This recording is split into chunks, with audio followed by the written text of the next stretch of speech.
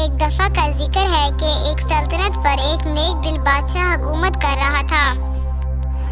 बादशाह की एक बहुत ही खूबसूरत बेटी थी जिसका नाम हानिया था और हानिया को रात के वक्त चहलकदमी करने का बहुत शौक था।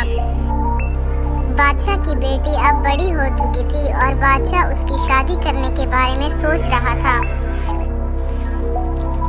और वो इर्द गिर्द की सल्तनतों में ये ऐलान करा देता है कि जो भी मेरी बेटी हानिया से शादी करना चाहता है वो मेरी 2 शर्तें माने। फिर एक शहजादा आगे आता है और कहता है, बादशाह सलामत, मैं आपका ऐलान सुनकर यहाँ आया हूँ, आपकी शर्तें क्या हैं? बादशाह की पहली शर्त ये थी, तुम्हें घर जमाई बनना होगा और मेरे एक कैदी को मारना होगा। जैसे ही शहजादा उस कैदी को मारता है तो बादशाह कहता है कि तुम मेरी बेटी के काबिल नहीं हो, तुम जा सकते हो यहाँ से। जिस तरह तुमने मेरे कहने पर एक कैदी को मार दिया है उसी तरह तुम किसी के भी कहने पर मेरी बेटी को नुकसान पहुंचा सकते हो। इसी तरह कई शहजादे आए और अपनी तकदीर आजमा कर चले गए, लेकिन शहजादी को फिर भी हासिल ना कर पाए।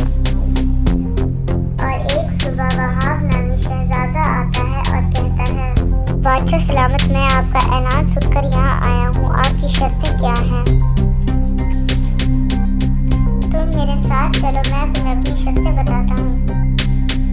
और बादशाह फिर शहजादी को अपने साथ कैद खाने में ले जाता है और कहता है, ये चाकू पकड़ो और मेरी इस कैदी को मार दो। और फिर शहजादा कहता है कि मैं इसे नहीं मारूंगा, इसने मेरा कोई नुकसान नहीं किया।